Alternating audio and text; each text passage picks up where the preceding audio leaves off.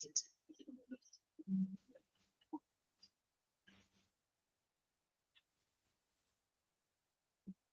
afternoon. Good afternoon, Miss.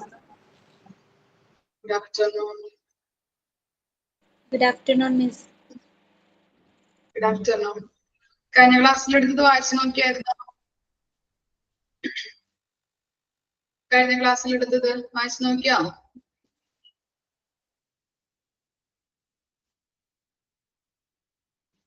വായിച്ചു നോക്കിയോ? ആരൊന്നും മിണ്ടുന്നില്ലല്ലോ. Okay. ഇനി നെക്സ്റ്റ് നമ്മൾ എടുക്കാൻ പോകുന്നത് സ്റ്റോർസ് വേരിയേഷൻ അല്ലെ? അവിടെ തുടങ്ങിയല്ലോ എടുക്കേണ്ടത്. സ്റ്റോർസ് വേരിയേഷൻ തുടങ്ങി.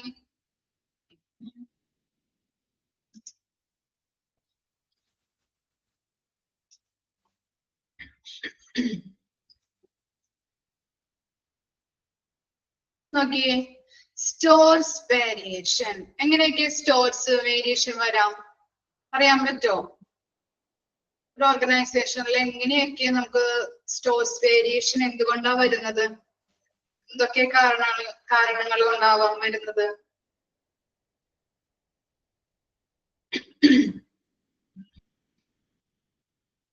എങ്ങനെയൊക്കെ വരാം? സ്റ്റോർസില് അല്ലെങ്കിൽ അവിടെയുള്ള സ്റ്റോക്കില് കുറവോ കൂടുതലോ അങ്ങനെ ഉണ്ടാകുന്നത് എന്തുകൊണ്ടാവാം? ഷോർട്ടേജ്. പിന്നെ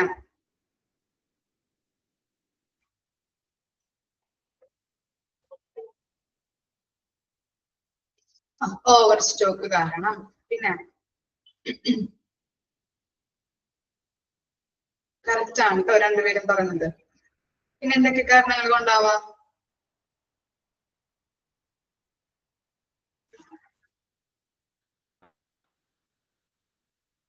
ഓക്കെ, സ്റ്റാർട്ട് ചെയ്യാം നമുക്ക്. നോക്കിയേ, store variations. It is due to wrong entries, shortage or over issue, kept in wrong bin, pilferage, evaporation and worst. ഈ കാരണങ്ങൾ കൊണ്ടാണ് സ്റ്റോഴ്സിൽ വേരിയേഷൻ വരുന്നത്. എന്തൊക്കെയാണ്? റോങ് എൻട്രീസ് അല്ലെ? സപ്ലയേഴ്സിൽ നിന്ന് നമ്മള് ഗുഡ്സുകൾ അല്ലെങ്കിൽ എന്താണ് ഐറ്റംസുകൾ കളക്ട് ചെയ്ത് റിസീവ് ചെയ്യുമ്പോ നമ്മളെ കമ്പ്യൂട്ടറിൽ എൻ്റർ ചെയ്യുമല്ലോ ഓരോ ഐറ്റംസ് അല്ലെ? എൻട്രീസ് നമ്മൾ എഴുതാറില്ലേ? കമ്പ്യൂട്ടറിൽ എൻ്റർ ചെയ്തിടും. അപ്പൊ അങ്ങനെ കമ്പ്യൂട്ടറിൽ എൻ്റർ ചെയ്യുമ്പോ അതിലെന്തെങ്കിലും മിസ്റ്റേക്കുകൾ വന്നിട്ടുണ്ടെങ്കിൽ അങ്ങനെ സ്റ്റോക്കിൽ എന്താണ് വേരിയേഷൻസ് ഉണ്ടാവാറുണ്ട്. അതുപോലെ എന്താണ് shortage or over issue. Over ആയിട്ട് നമ്മൾ പറഞ്ഞതിനെക്കാട്ടി കൂടുതലായിട്ട് അവര് ഇഷ്യൂ ചെയ്യുകയാണെങ്കിൽ അങ്ങനെയും എന്തുണ്ടാവാറുണ്ട്? വേരിയേഷൻസ് ഉണ്ടാവാറുണ്ട്. ഇനി കെപ്റ്റ് ഇൻ റോങ് ബിൻ. പിന്നെന്താ പറഞ്ഞത്? നമ്മൾ മെറ്റീരിയൽസ് പല ബോക്സിലോ അല്ലെങ്കിൽ കണ്ടെയ്നേഴ്സിലോ ആക്കിയിട്ട് സ്റ്റോർ ചെയ്യാറുണ്ടെന്ന് പറഞ്ഞില്ലേ? ഓർമ്മയുണ്ടോ അത്? ഓർമ്മയുണ്ടോ?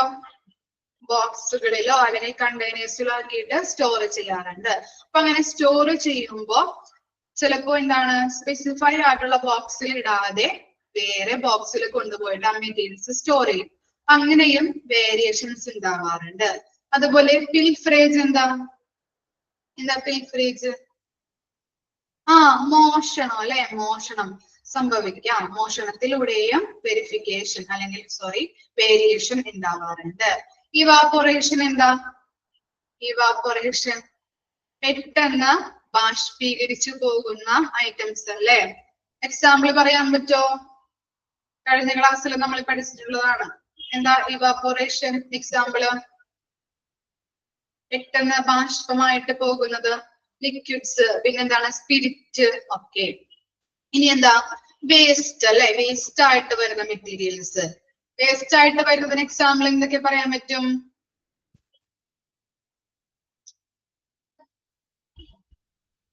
എന്തൊക്കെയാണ് വേസ്റ്റ് ആയിട്ട് വരുന്നത്? ഒരു എക്സാമ്പിൾ പറയാൻ പറ്റുമോ? മെഡിസിനുമായിട്ട് ബന്ധപ്പെട്ട് എന്ത് പറയാൻ പറ്റും നമുക്ക്? വേസ്റ്റ് ആയിട്ട് എങ്ങനെ വരുന്നുണ്ട് മെഡിസിൻ?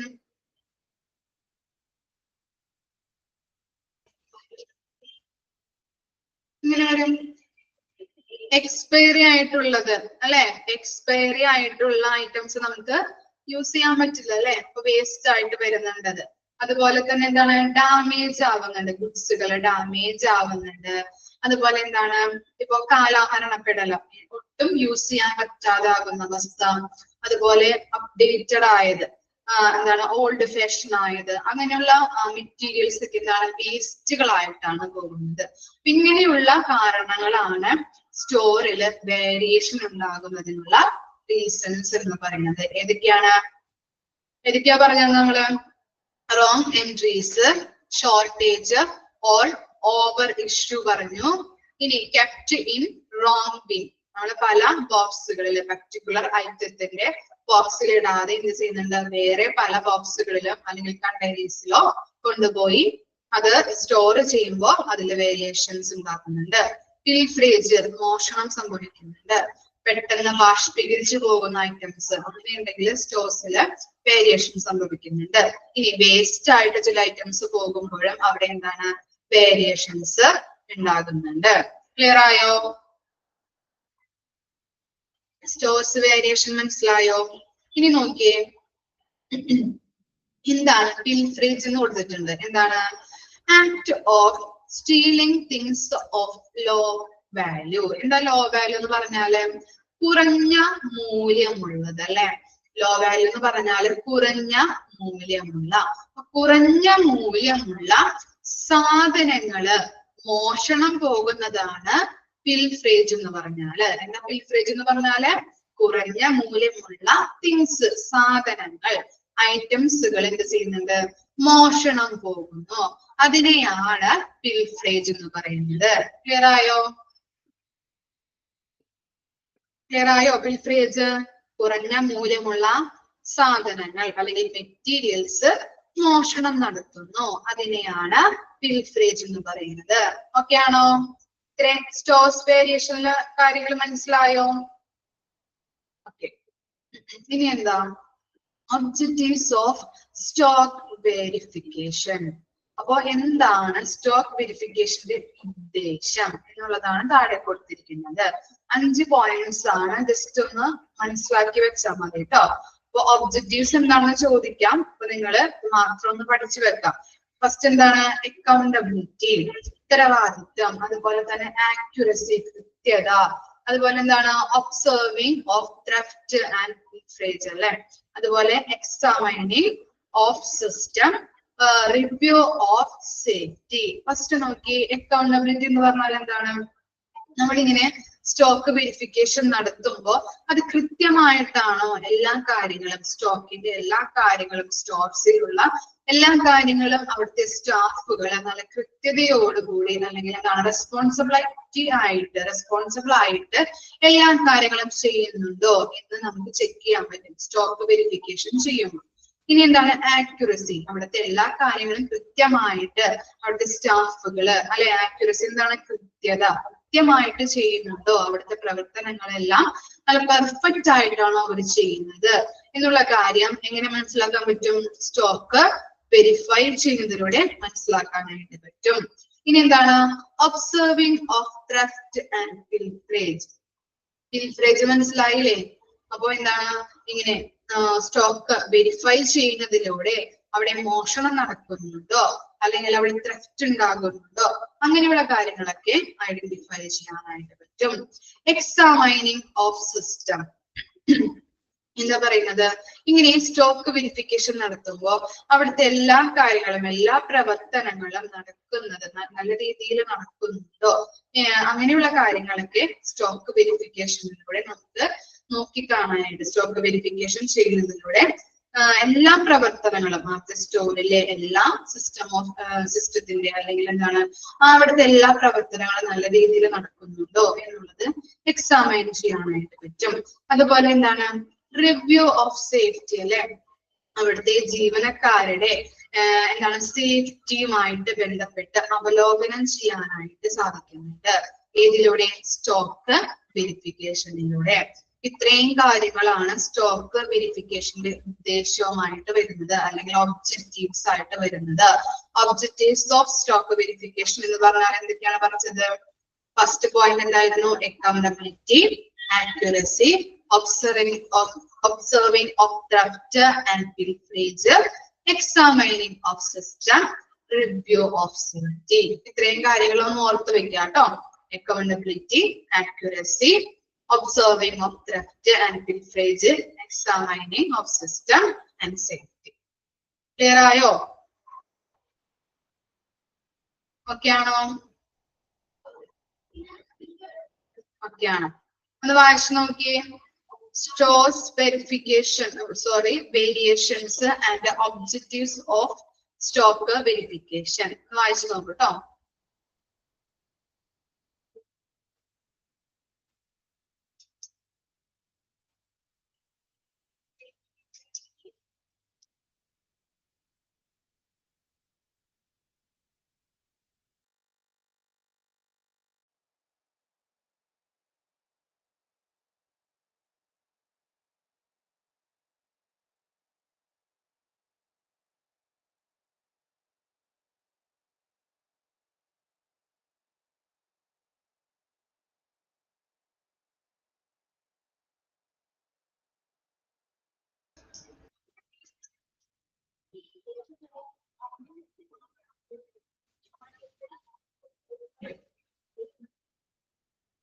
ക്ലിയർ ആയോ?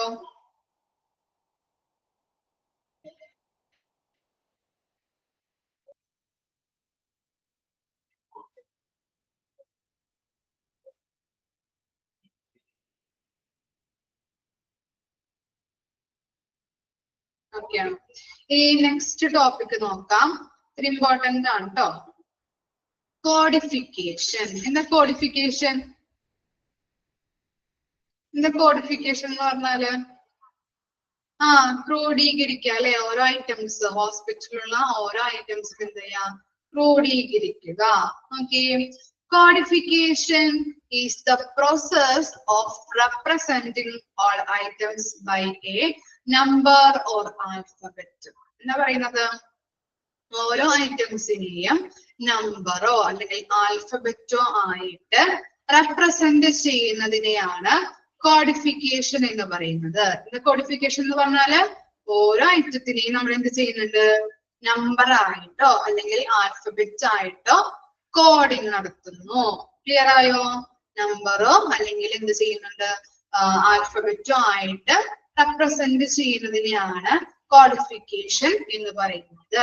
The digits of which shows the groups, the subgroups and the type and magnitude of the item. So ഈ ഐറ്റത്തിനെയൊക്കെ നമ്മൾ എന്ത് ചെയ്യുന്നുണ്ട്? ചില ഗ്രൂപ്പുകളായിട്ടോ അല്ലെങ്കിൽ ചില സബ് ഗ്രൂപ്പുകളായിട്ടോ അല്ലെങ്കിൽ ടൈപ്പുകളായിട്ടോ അല്ലെങ്കിൽ മാഗ്നിറ്റ്യൂഡ് എന്ന് പറഞ്ഞാൽ എന്താണ്? വ്യാപ്തി അല്ലെ? വ്യാപ്തി അല്ലെങ്കിൽ എന്താണ്? എത്ര അളവിലാണോ, മെഷേഴ്സ് ആയിട്ട് അല്ലെ, എത്ര അളവിലാണോ ആ ഐറ്റം സൂക്ഷിച്ചു വെച്ചിരിക്കുന്നത്, അങ്ങനെയുള്ള കാര്യങ്ങളും എന്താണ് അറിയാനായിട്ട് പറ്റും. കോഡിങ്ങിലൂടെ അറിയാനായിട്ട് പറ്റുന്നുണ്ട്. ഈ ചില എന്താണ് സ്പെസിഫിക് ഐറ്റം ഏത് ഗ്രൂപ്പിലാണ് വരുന്നത്, അല്ലെങ്കിൽ ഏത് സബ് ഗ്രൂപ്പിലാണ് വരുന്നത്, ഇത് ടൈപ്പിലാണ് വരുന്നത്, അങ്ങനെയുള്ള കാര്യങ്ങള് ഈ കോഡിഫിക്കേഷനിലൂടെ അറിയാനായിട്ട് പറ്റുന്നുണ്ട്. അപ്പൊ കോഡിഫിക്കേഷൻ എന്ന് പറഞ്ഞാൽ എന്താണ്? ഒരു ഐറ്റത്തിനെ നമ്മള് നമ്പർ ആയിട്ടോ അല്ലെങ്കിൽ ആൽഫബറ്റ് കൊടുത്തോ റെപ്രസെന്റ് ചെയ്യുന്നു. ക്ലിയർ ആയോ? കോഡിഫിക്കേഷൻ എന്താ കോഡിഫിക്കേഷൻ പറഞ്ഞത്? ഒരു ഐറ്റത്തിനെ നമ്മൾ നമ്പർ കൊടുത്തോ അല്ലെങ്കിൽ ആൽഫബറ്റ് കൊടുത്തോ റെപ്രസെന്റ് ചെയ്യുന്ന ആ പ്രോസസ്സിനെയാണ് കോഡിഫിക്കേഷൻ എന്ന് പറയുന്നത്. ക്ലിയർ ആയോ? കോഡിഫിക്കേഷൻ മനസ്സിലായോ? ഓക്കെ. ഇനി എന്താണ് codification of system? First one ആണ് ന്യൂമറിക്കൽ കോഡിഫിക്കേഷൻ സിസ്റ്റം. അപ്പൊ നമ്മൾക്ക് 6 തരത്തിലുള്ള സിസ്റ്റംസ്, കോഡിഫിക്കേഷൻ സിസ്റ്റം ആണ് പഠിക്കാനുള്ളത്. അതിനകത്ത് ഫസ്റ്റ് വൺ ആണ് ന്യൂമറിക്കൽ കോഡിഫിക്കേഷൻ സിസ്റ്റം. എന്താ ന്യൂമറിക്കൽ കോഡിഫിക്കേഷൻ സിസ്റ്റം? ഗസ് ചെയ്യാൻ പറ്റോ? നമ്മൾ ഐറ്റത്തിനെ എന്ത് കൊടുത്താണ് റെപ്രസെന്റ് ചെയ്യുന്നത്? നമ്പർ കൊടുത്തിട്ടാണ് റെപ്രസെന്റ് ചെയ്യുന്നത്. ഓക്കെ. ന്യൂമറിക്കൽ കോഡിഫിക്കേഷൻ സിസ്റ്റംസ് നോക്കിയേ. Providing numbers to understand the groups in a store എന്നാക്കണം കേട്ടോ. അവിടെ സ്റ്റോൺ എന്നാണ് കൊടുത്തിരിക്കുന്നത്, അവിടെ സ്റ്റോർ എന്നാക്കണം കേട്ടോ. സ്പെല്ലിംഗ് എറർ ഉണ്ട്. ഓക്കെ, ന്യൂമറിക്കൽ കോഡിഫിക്കേഷൻ സിസ്റ്റത്തില് ഓരോ ഐറ്റത്തിനെയും നമ്മൾ എന്ത് ചെയ്യുന്നുണ്ട്, നമ്പേഴ്സ് കൊടുത്തിട്ട് റെപ്രസെന്റ് ചെയ്യുന്നു. എക്സാമ്പിൾ നോക്കി, സർജിക്കൽ ഐറ്റത്തിനെ പറയുന്ന അല്ലെങ്കിൽ സർജിക്കൽ ഐറ്റത്തിനെ എന്ത് കോഡാ കൊടുത്തിരിക്കുന്നത്, 0 to 99 എന്ന് പറഞ്ഞ നമ്പറിലാണല്ലേ കോഡ് കൊടുത്തിരിക്കുന്നത്. അപ്പൊ കോഡ് നമ്മള് നോക്കുമ്പോ എന്താണ് ഓർമ്മ വരുന്നത്, സർജിക്കൽ ഐറ്റം എന്ന് ഓർമ്മ വരണം. ക്ലിയർ ആയോ? ഇപ്പൊ സർജിക്കൽ ഐറ്റത്തിന് കൊടുത്തിരിക്കുന്ന നമ്പർ കോഡിംഗ് ആണ് 0 to 99. കിട്ടിയോ? അത് മനസ്സിലായോ? അപ്പൊ ഓരോ ഐറ്റത്തിനെയും നമ്മൾ എന്ത് ചെയ്യുന്നുണ്ട്, നമ്പർ കൊടുത്ത് റെപ്രസെന്റ് ചെയ്യുന്നതിനെയാണ് ന്യൂമറിക്കൽ കോഡിഫിക്കേഷൻ സിസ്റ്റം എന്ന് പറയുന്നത്. ഇനി എന്താണ് ആൽഫബറ്റിക്കൽ കോഡിഫിക്കേഷൻ സിസ്റ്റം? എന്തായിരിക്കും ആൽഫബറ്റിക്കൽ എന്ന് പറയുമ്പോ? എന്ത് കൊടുത്താ റെപ്രസെന്റ് ചെയ്യുന്നത്? ലെറ്റേഴ്സ് കൊടുത്തിട്ടാണ് അവിടെ റെപ്രസെന്റ് ചെയ്യുന്നത്. ഓരോ മെറ്റീരിയൽസിനെയും കോഡിഫൈങ് നടത്തുന്നത് എങ്ങനെയാണ്? ആൽഫബറ്റ് വെച്ചിട്ടാണ്, അല്ലെ? ലെറ്റേഴ്സ് വെച്ചിട്ടാണ്.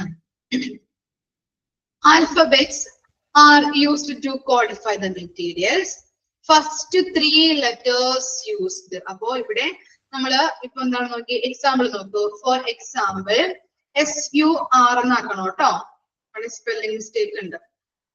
SUR എന്ന് കൂടി ചേർത്ത് കൊടുക്കാം. ഇപ്പോ സർജിക്കൽ എന്ന് പറഞ്ഞ ആ വേർഡില് എന്താണ്, ഫസ്റ്റ് 3 ലെറ്റേഴ്സ് ആണ് ആ വേർഡ് റെപ്രസെന്റ് ചെയ്യാനായിട്ട് യൂസ് ചെയ്യുന്നത്. SUR എന്ന് പറഞ്ഞ ഫസ്റ്റ് 3 ലെറ്റേഴ്സ് ആണ് അതിന് കൊടുത്തിരിക്കുന്ന കോഡിംഗ് ആയിട്ട് പറയുന്നത്. ആൽഫബറ്റില് നമ്മൾ ഓരോ മെറ്റീരിയൽസിനും നമ്മൾ എന്ത് ചെയ്യുന്നുണ്ട്, കോഡിംഗ് ചെയ്യുന്നുണ്ട്, അല്ലെ?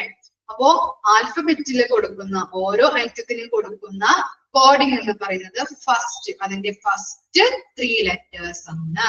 അതാണ് ഇപ്പൊ സർജിക്കലിന് കൊടുത്തിരിക്കുന്ന കോഡിംഗ് എന്താണ്, SUR. ക്ലിയർ ആയോ? ആൽഫബറ്റിക്കൽ കോഡിംഗ് സിസ്റ്റം ക്ലിയർ ആയോ?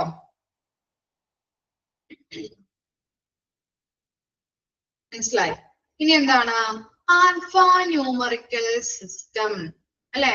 ആൽഫ ന്യൂമറിക്കൽ സിസ്റ്റം എന്ന് പറയുമ്പോൾ എന്താണ്, രണ്ട് ഇതിന്റെ കോർഡിനേഷൻ ആണ്, അല്ലെ? ഏതിന്റെയൊക്കെ കോർഡിനേഷൻ ആണ്? കോമ്പിനേഷൻ ആണ്. It is the combination of alphabetical and numerical system. നമ്പേഴ്സിന്റെയും ലെറ്റേഴ്സിന്റെയും കോമ്പിനേഷൻ ആണ് ആൽഫ ന്യൂമറിക്കൽ സിസ്റ്റം. ഓർമ്മ വന്നോട്ടോ, ആൽഫ ന്യൂമറിക്കൽ സിസ്റ്റം എന്ന് ചോദിക്കാൻ ക്വസ്റ്റ്യൻ. അപ്പൊ എന്താണ്, ഏതിന്റെയൊക്കെ കോമ്പിനേഷൻ ആണ്? ലെറ്റേഴ്സിന്റെയും നമ്പേഴ്സിന്റെയും കോമ്പിനേഷൻ ആണ്. Use alphabets to shows main groups and number for sub groups or vice versa. അപ്പൊ ആൽഫബറ്റിനെ മെയിൻ ഗ്രൂപ്പ് ആയിട്ടും നമ്പേഴ്സിനെ സബ് ഗ്രൂപ്പ് ആയിട്ടുമാണ് ക്ലാസിഫൈ ചെയ്യുന്നത്.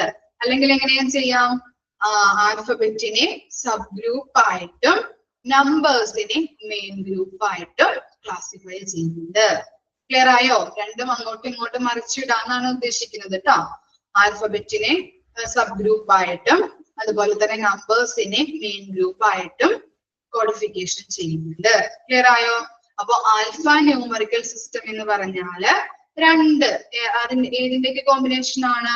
ആൽഫബറ്റിന്റെയും നമ്പേഴ്സിന്റെയും കോമ്പിനേഷൻ ആണ്. ഓക്കെ, ഇനി എന്താണ് ഡെസിമൽ സിസ്റ്റം? എന്താ ഡെസിമൽ സിസ്റ്റം? നമ്മള് ചെറുപ്പത്തിലേക്ക് പഠിച്ചിട്ടുണ്ടാവോ ഡെസിമൽ നമ്പേഴ്സ് ഒക്കെ? എന്തായിരിക്കും ഡെസിമൽ സിസ്റ്റം? പോയിന്റ് ഇട്ട് എഴുതുന്നത്, അല്ലെ? പോയിന്റ് ഇട്ടാണ് നമ്മൾ ഇവിടെ ഐറ്റത്തിനെ റെപ്രസെന്റ് ചെയ്യുന്നത്. It is the use of decimal to represent item. Example നോക്കിയേ, 50.1432. പോയിന്റ് ഇട്ടിട്ടാണ് ഇവിടെ ഐറ്റത്തിനെ റെപ്രസെന്റ് ചെയ്യുന്നത്. അതിനെയാണ് ഡെസിമൽ സിസ്റ്റം എന്ന് പറയുന്നത്.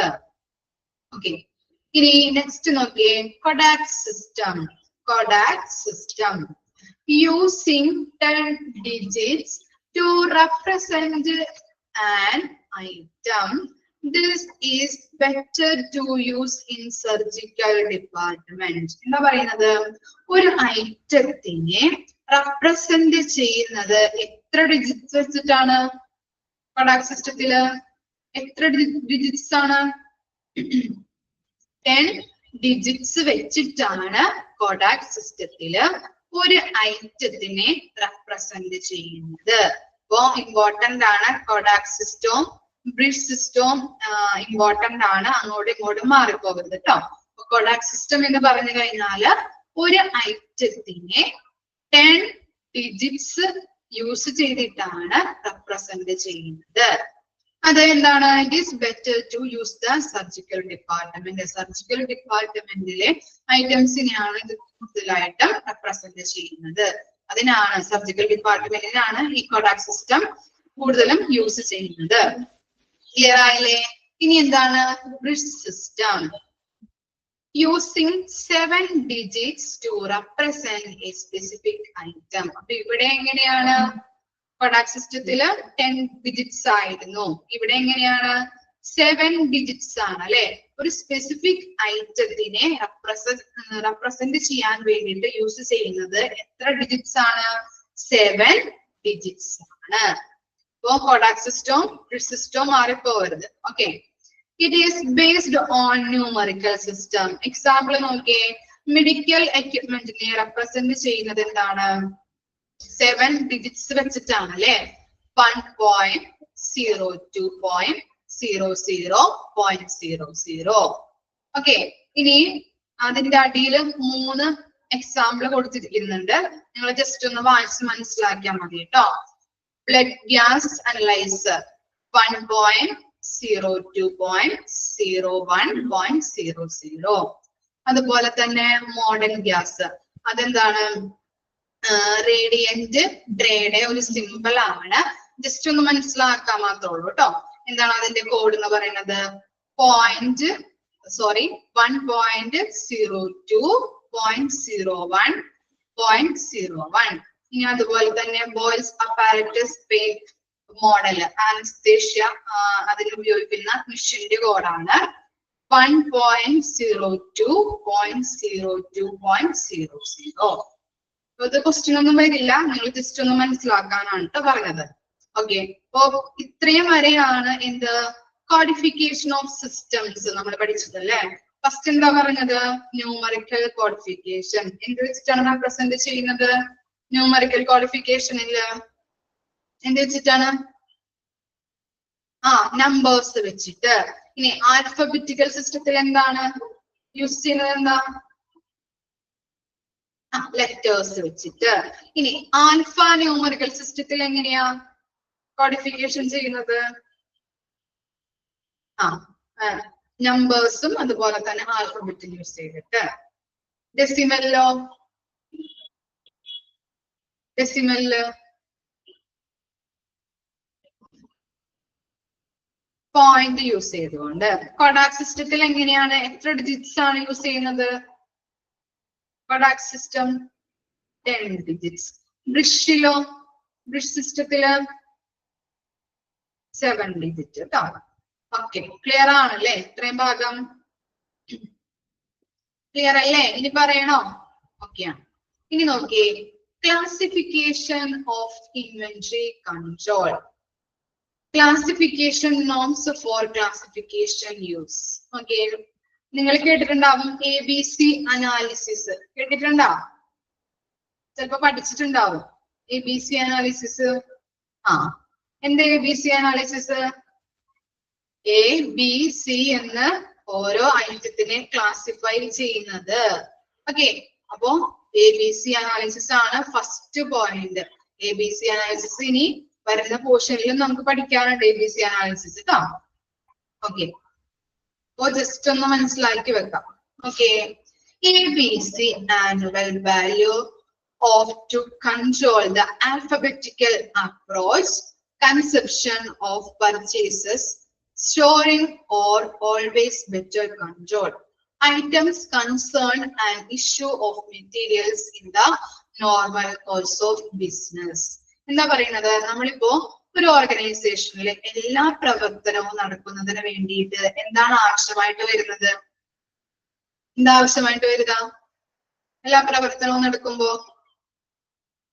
എല്ലാ പ്രവർത്തനവും നടത്താൻ വേണ്ടിയിട്ട് എന്താണ് അവിടെ യൂസ് ചെയ്യുന്നത്? മെറ്റീരിയൽസ് അല്ലെ? മെറ്റീരിയൽസ് ആവശ്യമാണ്. Capital okay. മെറ്റീരിയൽസ് ആവശ്യമാണ്. എല്ലാ ഡിപ്പാർട്ട്മെന്റിന്റെയും ആവശ്യങ്ങള് പ്രവർത്തനങ്ങൾ നടത്താൻ വേണ്ടിയിട്ട് മെറ്റീരിയൽസ് അവിടെ ആവശ്യമാണ്. അങ്ങനെ മെറ്റീരിയൽസ് യൂസ് ചെയ്യുമ്പോൾ അതിന്റെ പർച്ചേസിങ്ങിനെയും ഡിസ്ട്രിബ്യൂഷനുമായിട്ട് ബന്ധപ്പെട്ട് നമ്മൾ കുറച്ച് അല്ലെങ്കിൽ എന്താണ് അവിടെ സ്റ്റോക്ക് അല്ലെങ്കിൽ ഇൻവെന്ററി കൺട്രോള് നമ്മൾ നിർണ്ണയിക്കാറുണ്ട്. എന്തിനു വേണ്ടിയിട്ടാണ് അങ്ങനെ ഇൻവെന്ററി കൺട്രോൾ ചെയ്യുന്നത്? അല്ലെങ്കിൽ സ്റ്റോക്ക് കൺട്രോൾ എന്തിനു വേണ്ടിയിട്ടാണ് ചെയ്യുന്നത്?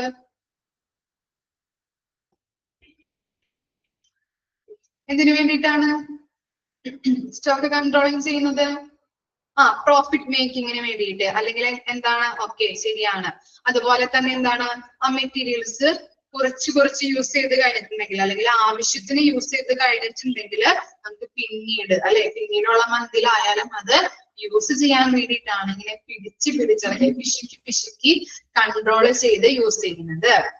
ഓക്കെ, അങ്ങനെ സ്റ്റോക്ക് കൺട്രോളിങ് ചെയ്യുമ്പോൾ ഈ ABC അനാലിസിസില് ആൽഫബറ്റിക്കൽ അപ്രോച്ചസ് യൂസ് ചെയ്തുകൊണ്ടാണ് സ്റ്റോക്ക് കൺട്രോളിങ് ചെയ്യുന്നത്.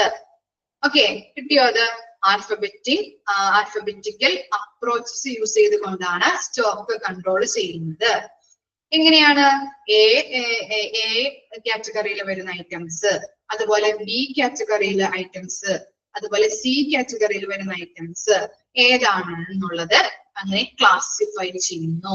എ കാറ്റഗറിയിൽ വരുന്നത് ഏത് ഐറ്റം ആണ്, ബി കാറ്റഗറിയിൽ വരുന്നത് ഏത് ഐറ്റം ആണ്, സി കാറ്റഗറിയിൽ വരുന്ന ഐറ്റം ഏതാണ് എന്നുള്ളത് ABC എന്ന് വെച്ച് ക്ലാസിഫൈ ചെയ്യുന്നു.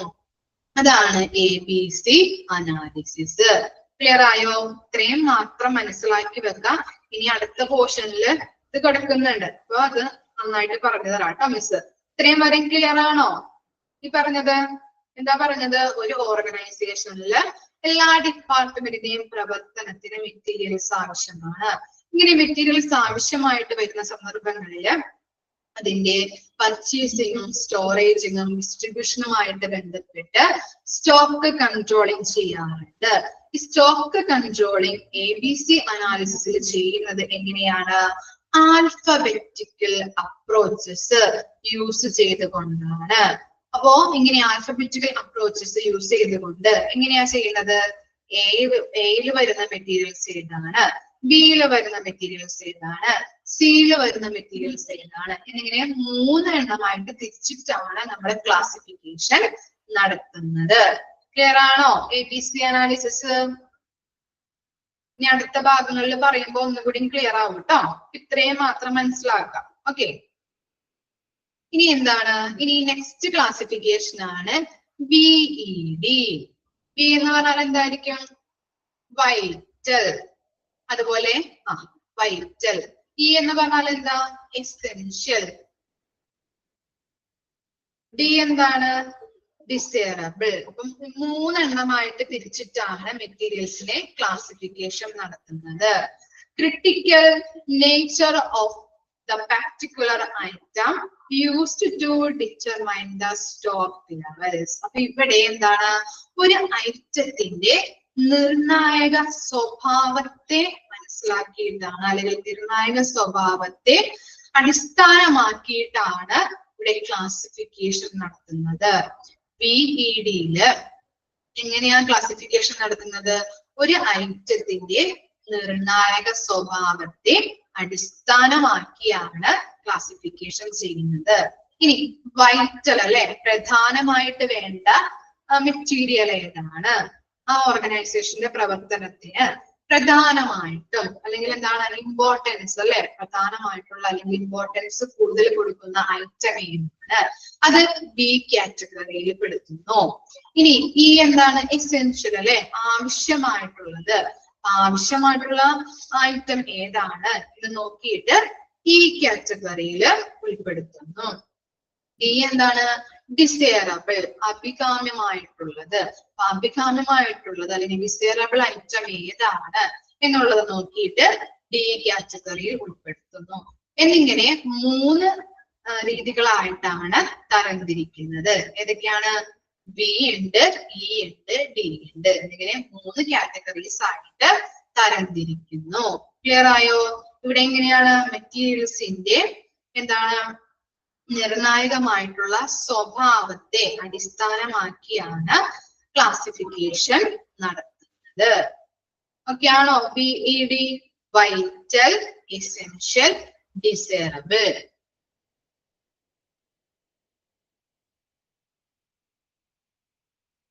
നെക്സ്റ്റ് പറയട്ടെ മിസ്. ഓക്കെ ആണോ? ഓക്കെ ആണ്. ഇനി തേർഡ് ആണ് എന്ത്? HML, high medium low. Unique price of the material നോക്കണോണ്ട് അവിടെ unique price of the material to control purchase. അപ്പൊ ഇവിടെ എന്താണ്? ഒരു മെറ്റീരിയലിന്റെ കോസ്റ്റിനെ അടിസ്ഥാനമാക്കിയാണ് ക്ലാസിഫിക്കേഷൻ നടത്തുന്നത്. Unit price of the material, ഒരു ഐറ്റത്തിന്റെ അല്ലെങ്കിൽ ഒരു മെറ്റീരിയലിന്റെ പ്രൈസിനെ അടിസ്ഥാനമാക്കി അല്ലെങ്കിൽ കോസ്റ്റിനെ അടിസ്ഥാനമാക്കിയാണ് ക്ലാസിഫിക്കേഷൻ നടത്തുന്നത്. ഹൈ കോസ്റ്റ് ഉള്ള മെറ്റീരിയൽ ഏതാണ്? മീഡിയം കോസ്റ്റ് ഉള്ള മെറ്റീരിയൽ ഏതാണ്? ലോ കോസ്റ്റ് ഉള്ള മെറ്റീരിയൽ ഏതാണ്? എന്നിങ്ങനെ 3 ക്ലാസിഫിക്കേഷൻ ആയിട്ടാണ് ഇവിടെ ക്ലാസിഫിക്കേഷൻ നടത്തുന്നത്. 3 കാറ്റഗറീസ് ആയിട്ടാണ്. ഹൈ കോസ്റ്റ് ഏതാണ്? ഏത് മെറ്റീരിയലിനാണ്? മീഡിയം കോസ്റ്റ് ഏത് മെറ്റീരിയലിനാണ്? അതുപോലെ ലോ കോസ്റ്റ് ഏത് മെറ്റീരിയലിനാണ്? അങ്ങനെ 3 കാറ്റഗറീസ് ആയിട്ടാണ് ക്ലാസിഫിക്കേഷൻ നടത്തുന്നത്. കിട്ടിയോ? HML മനസ്സിലായോ?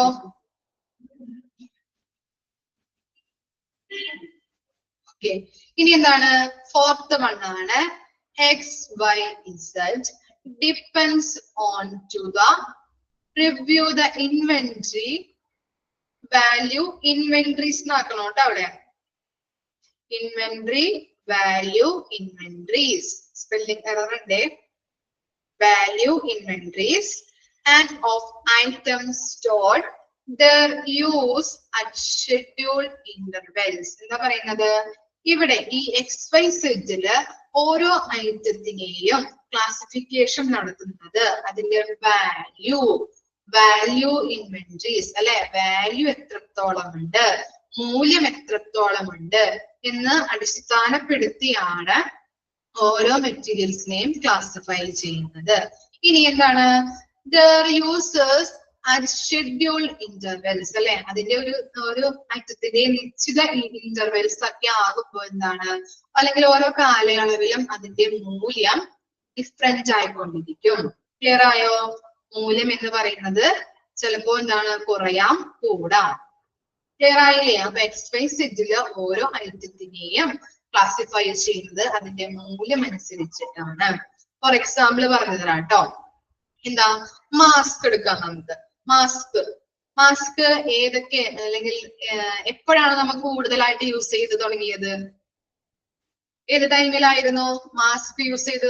കൊറോണ ടൈമിൽ അല്ലെ. കൊറോണ ടൈമിൽ എല്ലാവരുടെയും ഫേസിൽ മാസ്ക് ഉണ്ടാവും അല്ലെ. ഇനി ആ കൊറോണ ടൈം കഴിഞ്ഞപ്പോ യൂസ് ചെയ്യാൻ തുടങ്ങിയോ? അല്ലെങ്കിൽ യൂസ്ഡ് ആണോ? അല്ലെങ്കിൽ അത് കൊറോണ ടൈം കഴിഞ്ഞപ്പോ യൂസ് ചെയ്യാറുണ്ടോ? ഇല്ലല്ലേ. ആ യൂസ് കുറഞ്ഞു തുടങ്ങി അല്ലെ. അല്ലെങ്കിൽ ഇപ്പോ നമ്മൾ യൂസ് ചെയ്യുന്നുണ്ടെങ്കിലും ചിലപ്പോ റോട്ടിലെ പൊടി അങ്ങനെയുള്ള ഇതിനൊക്കെ നമ്മൾ യൂസ് ചെയ്യാറിരുന്നാൽ കൂടിയും കൊറോണ ടൈമിലാണ് കൂടുതലും ആളുകള് മാസ്ക് യൂസ് ചെയ്ത് തുടങ്ങിയത് അല്ലെ, മാസ്ക് ഉപയോഗിക്കാനായിട്ട് തുടങ്ങിയത്. അപ്പോ ആ ടൈമിൽ എന്തായിരുന്നു? മാസ്കിന്റെ മൂല്യം കൂടുതലായിരുന്നു. ഈ ടൈം, ആ കൊറോണ ടൈം കഴിഞ്ഞപ്പോ എന്താണ്? മാസ്കിന്റെ മൂല്യം കുറഞ്ഞു വന്നു. ക്ലിയർ ആയോ? മനസ്സിലായോ? ഇപ്പോ XYZ ക്ലാസിഫിക്കേഷൻ നോക്കിയല്ലേ? ക്ലിയർ ആയല്ലേ? ഇനി എന്താണ്? ഫിഫ്ത് വൺ ആണ് FSN, conception to restrain purchase, fast moving pattern or issue and scrap, slow moving and from the stores, no moving ആക്കണം കേട്ടോ. ഓൺ ആണ് അവിടെ കിടക്കുന്നത്, അത് വെട്ടിയിട്ട് നോ മൂവിങ്. അപ്പോ ഇവിടെ ഐറ്റത്തിനെ ക്ലാസിഫൈ ചെയ്യുന്നത് ഏത് ബേസിലാണ്? ഓരോ ഐറ്റം മൂവ് ചെയ്തു പോകുന്നതിന്റെ ബേസിലാണ് ഈ ക്ലാസിഫിക്കേഷൻ ഇവിടെ നടക്കുന്നത്. എഫ് എന്ന് പറഞ്ഞാൽ എന്താണ്? ഫാസ്റ്റ് മൂവിങ്, ഫാസ്റ്റ് ആയിട്ട് മൂവ് ചെയ്തു പോകുന്ന മെറ്റീരിയൽ ഏതാണ് അതെന്ത് ചെയ്യുന്നുണ്ട്? ഫാസ്റ്റ് മൂവിങ്ങില് കാറ്റഗറൈസ് ചെയ്യുന്നു. അതുപോലെ എന്താണ്? എസ് എന്ന് പറഞ്ഞാൽ എന്താണ്? സ്ലോ മൂവിങ്, സ്ലോ ആയിട്ട് മൂവ് ചെയ്തു പോകുന്ന മെറ്റീരിയൽ ഏതാണോ അതിനെ സ്ലോ മൂവിങ്ങില് ക്ലാസിഫൈ ചെയ്യുന്നു. ഇനി എന്താ? എൻ അല്ലെ, നോ മൂവിങ്. നോ മൂവിങ് ആക്കണം കേട്ടോ, സ്പെല്ലിംഗ് എറർ ഉണ്ട്. അപ്പൊ നോ മൂവിങ്ങിൽ എന്താണ്? ഒട്ടും മൂവ് ചെയ്ത് പോവാത്ത മെറ്റീരിയൽസ് ഏതാണോ അതെവിടെയാണ് കാറ്റഗറൈസ് ചെയ്യുന്നത്? നോ മൂവിങ് ഐറ്റത്തില്, നോ മൂവിങ് ഇതില് ക്ലാസിഫൈ ചെയ്യുന്നു. ക്ലിയർ ആയോ? 3 രീതിയിലാണ് ഇവിടെ ഐറ്റംസിനെ ക്ലാസിഫൈ ചെയ്യുന്നത്. ഏത് ബേസിലാണ്? മൂവ് ചെയ്തു പോകുന്ന ബേസിലാണ്. മെറ്റീരിയൽസിന്റെ മൂവിങ് അനുസരിച്ചിട്ടാണ് അവിടെ ഓരോ മെറ്റീരിയൽസിനെയും ക്ലാസിഫൈ ചെയ്യുന്നത്. Fast moving, slow moving and no moving. അങ്ങനെയാണ് ഇവിടെ മെറ്റീരിയൽസിനെ കാറ്റഗറൈസ് ചെയ്യുന്നത്. കിട്ടിയില്ലേ അത്? മനസ്സിലായോ? 5th one. ഇനി നെക്സ്റ്റ് നോക്കിയേ, SDE, purchasing problem lead time, scarce to attaining in regard to analyst and difficult to get availability of the item, purchasing and easy to attain strategies. എന്താ പറയുന്നത്? ഇവിടെ SDE അങ്ങനെയാണ് ഐറ്റംസിനെ കാറ്റഗറൈസ് ചെയ്യുന്നത്. ഇവിടെ എന്താണ്? Lead ടൈമില് പ്രോബ്ലം ഉണ്ടാകുമ്പോ, ലീഡ് ടൈം എന്താ?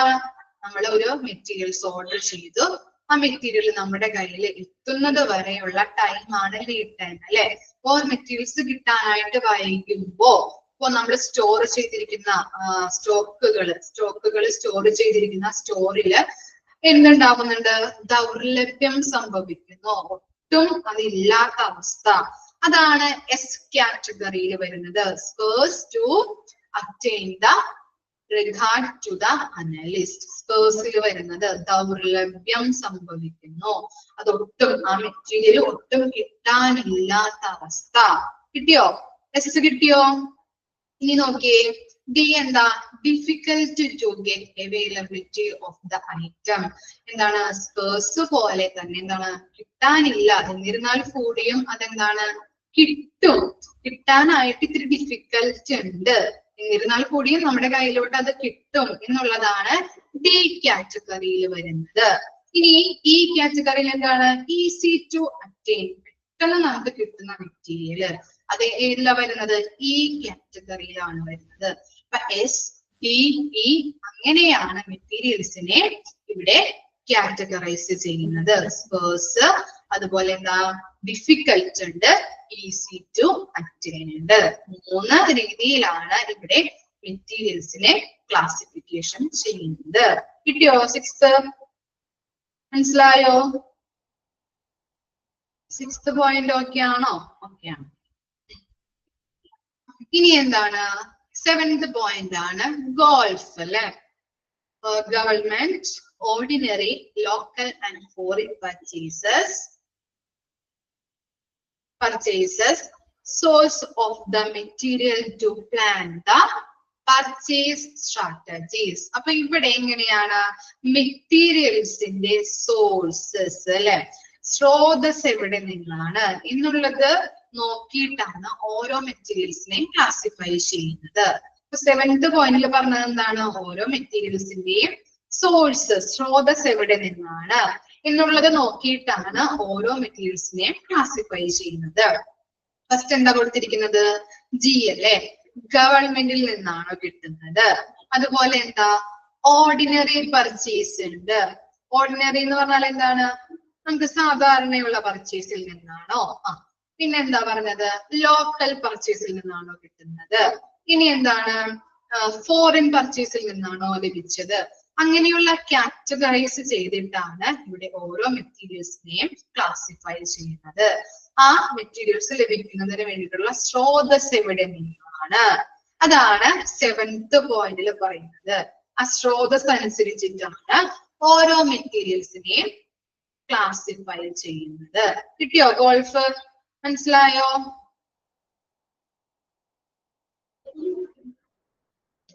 ക്ലിയർ ആണോ ഗോൾഫ്? ഓക്കെ ആണ്. ഇനി എന്താണ് SOS? എന്താണ്? Seasonal and off seasonals. Seasonality of the item to plan the purchasing storing strategies. എന്താണ്? സീസണാലിറ്റി. ഓരോ ഐറ്റത്തിന്റെയും സീസണാലിറ്റി അനുസരിച്ചിട്ടാണ് ഇവിടെ കാറ്റഗറൈസ് ചെയ്യുന്നത്. നമുക്കറിയാലോ ഇപ്പൊ എന്താണ് മഴക്കാലത്ത് എന്താ ഏത് ഐറ്റമാണ് നമ്മൾ കൂടുതൽ യൂസ് ചെയ്യുന്നത്?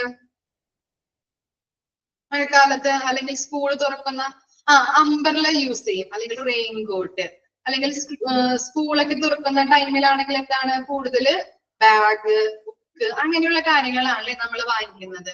അതുപോലെ തന്നെ എന്താ fruits items. March to May കാലഘട്ടത്തിലൊക്കെ എന്താണ് മന്തിലൊക്കെ നമുക്ക് എന്താണ് കൂടുതലും മാങ്ങയുടെ ഇതായിരിക്കും അല്ലെ, മാങ്ങ കിട്ടുന്നത്, മാംഗോ അങ്ങനെയുള്ള സീസൺ ആണല്ലേ. അപ്പൊ ഓരോ ഐറ്റത്തിന്റെയും സീസണാലിറ്റി അനുസരിച്ചിട്ടാണ് കാറ്റഗറൈസ് ചെയ്യുന്നത്. ക്ലിയർ ആയോ? അത് മനസ്സിലായില്ലേ? SOS seasonal and off seasonals. ഓരോ ഐറ്റത്തിന്റെയും സീസണാലിറ്റി, അത് കിട്ടുന്ന സീസൺ അനുസരിച്ചിട്ടാണ് ഓരോ ഐറ്റത്തിനെയും കാറ്റഗറൈസ് ചെയ്യുന്നത്. ഇനി നെക്സ്റ്റ് നോക്കിയേ, വെയിൻ ആൻഡ് ഡ്രാം. ലാസ്റ്റ് 2 പോയിന്റ് ആണ് വെയിൻ ആൻഡ് ഡ്രാം. ഈ വെയിൻ ആൻഡ് ഡ്രാമില് എന്താണ് എക്യുപ്മെന്റ്സിന്റെ കാറ്റഗറൈസ് ആണ് ചെയ്യുന്നത്. കാറ്റഗറീസ് എക്യുപ്മെന്റ്സിനെയാണ് അതില് കാറ്റഗറൈസ് ചെയ്യുന്നത്. ഫസ്റ്റ് നോക്കാം കേട്ടോ. Vein, vital and normal, importance of purchase, to restrain essential and important equipments. എന്താ പറയുന്നത്? ഈ വെയിനില് വൈറ്റൽ ആയിട്ടുള്ളതും നോർമൽ ആയിട്ടുള്ള എക്യുപ്മെന്റ്സ് ഏതാണ് എന്നുള്ളത് നോക്കിയിട്ട് വൈറ്റൽ ആയിട്ടുള്ളതിനെ PEI എന്നുള്ള ക്ലാസിഫിക്കേഷനും എന്നെന്ന് നോർമൽ ആയിട്ടുള്ള ഐറ്റത്തിനെ നമ്മൾ എന്ത് ചെയ്യുന്നുണ്ട്? N ആയിട്ടും ക്ലാസിഫിക്കേഷൻ നടത്തുന്നു. ക്ലിയർ ആയോ? അപ്പൊ വൈറ്റൽ വെയിനില് ക്ലാസിഫിക്കേഷൻ നടത്തുന്നത് കൂടുതൽ ഇമ്പോർട്ടൻസ് ഏത് എക്യുപ്മെന്റിനാണോ അതാണ് വൈറ്റൽ കാറ്റഗറിയിൽ വരുന്നത്. ഇനി നോർമൽ ആയിട്ട് എന്താണ് അത്രയധികം ഇമ്പോർട്ടൻസ് കൊടുക്കാത്ത എക്യുപ്മെന്റ്സിനെയാണ് നോർമലിൽ വരുന്നത്. അപ്പൊ നോർമൽ ആൻഡ് വൈറ്റ് കാറ്റഗറീസ് ആണ് വെയിനിൽ വരുന്നത്. VEI എന്ന വൈറ്റലിനെയും അതുപോലെ തന്നെ നോർമലിനെ എന്നായിട്ടുമാണ് അവിടെ കാറ്റഗറൈസ് ചെയ്യുന്നത്. ക്ലിയർ ആയോ? ഇത്രയും മാത്രം മനസ്സിലാക്കാട്ടോ. വൈറ്റലും നോർമൽ ആയിട്ടും എക്യുപ്മെന്റ്സിനെ കാറ്റഗറൈസ് ചെയ്യുന്നു. ഇനി RAM, reliability, availability and maintenance, relies on service of the equipment to plan purchase factors and functioning and the maintenance capacity of the equipment. അപ്പോ RAM-ല് റിലയബിലിറ്റി അല്ലെ, വിശ്വസ്തത, അതുപോലെ അവൈലബിലിറ്റി, സ്പെയർ പാർട്സിന്റെ ഒക്കെ അവൈലബിലിറ്റി അത് നോക്കിയിട്ട്, അതുപോലെ മെയിൻ്റനൻസ്, അങ്ങനെ ഈ 3 ക്ലാസിഫിക്കേഷൻ 3 കാര്യങ്ങൾ നോക്കിയിട്ടാണ് അവിടെ മെറ്റീരിയൽസിനെ ക്ലാസിഫൈ ചെയ്യുന്നത്. റിലയബിലിറ്റി എന്താണ്? വിശ്വസ്തത, അതുപോലെ അവൈലബിലിറ്റി, സ്പെയർസിന്റെ ഒക്കെ എന്താണ് അവൈലബിലിറ്റി ഉണ്ടോ എന്നുള്ളത് നോക്കിയിട്ട്, അതുപോലെ തന്നെ എന്താണ് മെയിൻ്റനൻസ് വർക്ക് ചെയ്യണോ, അങ്ങനെയുള്ള കാര്യങ്ങൾ നോക്കിയിട്ടാണ് ഓരോ എക്യുപ്മെന്റ്സിനെയും ക്ലാസിഫൈ ചെയ്യുന്നത്. 3 രീതിയിലാണ്. R എന്ന കാറ്റഗറി ഉണ്ട്, A എന്ന കാറ്റഗറി ഉണ്ട്, M എന്ന കാറ്റഗറി ഉണ്ട്. 3 രീതിയിലും എക്യുപ്മെന്റിനെ ക്ലാസിഫൈ ചെയ്യുന്നു. അതാണ് RAM. കിട്ടിയോ? മനസ്സിലായോ? വെയിൻ ആൻഡ് ഡ്രാം മനസ്സിലായോ? ഓക്കെ ആണോ? ഓക്കെ ആണ്. അപ്പൊ നമ്മൾ പറഞ്ഞുകൊണ്ടിരുന്നത് എന്തായിരുന്നു? ക്ലാസിഫിക്കേഷൻ ഓഫ് ഇൻവെന്ററി കൺട്രോൾ അല്ലെ. അപ്പൊ ഓരോ മെറ്റീരിയലും ക്ലാസിഫൈ ചെയ്യുമ്പോൾ ഏതൊക്കെ കാറ്റഗറിയിലാണ് വരുന്നത് എന്നുള്ള കാര്യങ്ങളാണ് പറഞ്ഞത്. ABC അനാലിസിസ് ഉണ്ട്, എ ബി സി എന്ന ക്ലാസിഫിക്കേഷൻ നടത്തുന്നു. അതുപോലെ ബിഇഡി എന്ന് പറഞ്ഞാല് വൈറ്റൽ, എസെൻഷ്യൽ, ഡിസൈറബിൾ അങ്ങനെയുള്ള classification. HML high cost, medium cost, low cost. അതുപോലെ എന്താണ് ഈ സെറ്റ് XY സെറ്റിന് എക്സ്പാൻഷൻ ഇല്ല കേട്ടോ. ചിലതിന് എക്സ്പാൻഷൻ ഉണ്ടാവില്ല. ഇതൊന്ന് കൺസെപ്റ്റ് മാത്രം ഒന്ന് മനസ്സിലാക്കിയാൽ മതി കേട്ടോ. എന്താണ് XY സെറ്റിൽ എന്താണ് മെറ്റീരിയൽസിന്റെ മൂല്യം എന്താണ് എന്നുള്ളത് നോക്കിയിട്ടാണ് ക്ലാസിഫിക്കേഷൻ നടത്തുന്നത്. FSN അല്ലെ, fast moving, slow moving, no moving അങ്ങനെയാണ് കാറ്റഗറൈസ് ചെയ്യുന്നത്. ഇനി എന്താണ് SDE square, difficult, easy to attain. അതുപോലെ ഗോൾഫ് എന്താ, government, ordinary purchase, local purchase, foreign purchase അങ്ങനെയുള്ള കാര്യങ്ങൾ കേട്ടോ. ജസ്റ്റ് ഒന്ന് നോക്കി വെച്ചാൽ മതി. ക്വസ്റ്റ്യൻ വരുമോ എന്ന് അറിയില്ല മോളെ, അപ്പൊ ഒന്നെല്ലാം പഠിക്കണ്ടേ നമ്മള്. ഓക്കെ, എക്സ്പാൻഷൻ ഒന്ന് ജസ്റ്റ് ഒന്ന് നോക്കി വെച്ചാൽ മതി കേട്ടോ നിങ്ങള്. ഗോൾഫ് എന്ന് പറയുമ്പോ അറിയാലോ, government, ordinary purchase, local purchase, അതുപോലെ ഫോറിൻ പർച്ചേസ് എന്നുള്ളത് മാത്രം ഒന്ന് നോക്കി വെക്കാം. ഇനി SOS seasonal and of seasonal. പിന്നെ അറിയാലോ, വൈറ്റലും നോർമൽ ആയിട്ടുള്ള എക്യുപ്മെന്റ്സ് ആണ് അവിടെ കാറ്റഗറി ചെയ്യുന്നത്. അതുപോലെ എന്താണ് റിലയബിലിറ്റി, അവൈലബിലിറ്റി ആൻഡ് മെയിൻ്റനൻസ്. 3 രീതിയിലാണ് എക്യുപ്മെന്റിനെ ക്ലാസിഫൈ ചെയ്യുന്നത്. ക്ലിയർ ആയോ? 10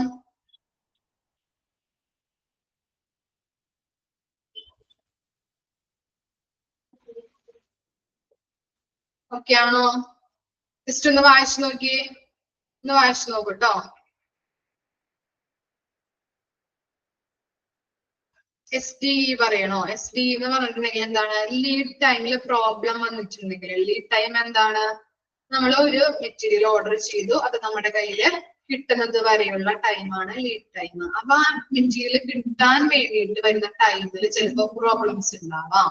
അപ്പൊ എന്താണ് scarce to attain the regard to analyst. നമ്മള് സ്കേഴ്സ് എന്ന് പറഞ്ഞാൽ എന്താണ്, ദൗർലഭ്യം അല്ലെ, തൊട്ടും കിട്ടാനില്ലാത്ത അവസ്ഥ. ഇപ്പൊ മെറ്റീരിയൽ സ്റ്റോർ ചെയ്യുന്ന ആ സ്റ്റോറിൽ ചിലപ്പോൾ മെറ്റീരിയൽസ് ഉണ്ടാവില്ല. അതെന്താണ്, നമ്മൾ ഓർഡർ കൊടുത്ത് പർച്ചേസിങ്ങിന് വേണ്ടിയിട്ട് ഓർഡർ കൊടുത്തിരിക്കുന്നതാവാം. അങ്ങനെ എന്താണ് ആ സ്റ്റോറിൽ മെറ്റീരിയൽസ് ഉണ്ടാവില്ല. അപ്പൊ അതാണ് പറയുന്നത് സ്കേഴ്സ്, ദൗർലഭ്യം, ഒട്ടും കിട്ടാനില്ല. ഇനി എന്താ പറയുന്നത്, difficult to get the availability of the item. ഇതാണ് നമ്മള് ചിലപ്പോ സ്കേഴ്സ്, ദൗർലഭ്യം എന്ന് പറഞ്ഞിട്ടുണ്ടെങ്കിൽ കിട്ടാനില്ല. ഇത് എന്താണ് ഡിഫിക്കൽട്ടിൽ വരുന്നത്, കിട്ടാൻ ഒരു പക്ഷെ എന്താണ് ഇത്തിരി ഡിഫിക്കൽട്ട് ഉണ്ടാവാം. ടൈമിങ്ങിന് ഇത്തിരി ഡിഫിക്കൽട്ട് കിട്ടും, നമുക്ക് എന്തായാലും ഒത്തിരി നേരം എടുക്കും എന്നുള്ളത് കേട്ടോ. അതാണ് ഡിഫിക്കൽട്ടിൽ വരുന്നത്. അതുപോലെ എന്താണ് ഈസി ടു അറ്റൈൻ, നമുക്ക് പെട്ടെന്ന് കിട്ടുന്നു, ഈസി ആയിട്ട് നമുക്ക് അത് അറ്റൈൻ ചെയ്യാൻ പറ്റുന്നു, കിട്ടുന്നു എന്നുള്ളതാണ്. അപ്പൊ ഒട്ടും കിട്ടാനില്ല. ഡിഫിക്കൽട്ടിൽ വരുന്നത് എന്താണ്, കുറച്ച് ടൈം കിട്ടും, എന്നിരുന്നാൽ കൂടിയും കുറച്ച് ടൈം എടുക്കും. അതുപോലെ തന്നെ ഈസി ടു അറ്റൈൻ. അങ്ങനെയുള്ള 3 കാറ്റഗറീസിലാണ് ഐറ്റംസിനെ ക്ലാസിഫൈ ചെയ്യുന്നത്. SDE. ക്ലിയർ ആയോ? ഇനി പറയണോ? ഓക്കെ ആണോ? SDE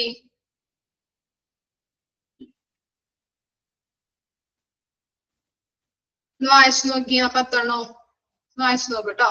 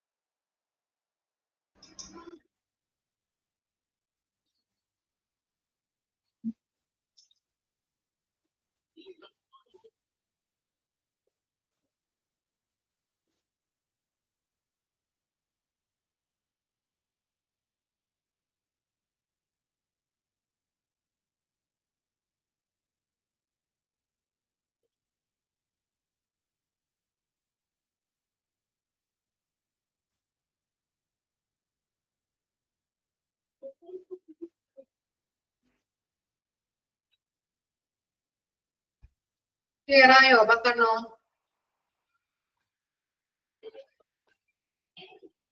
ഓക്കെ ആണോ?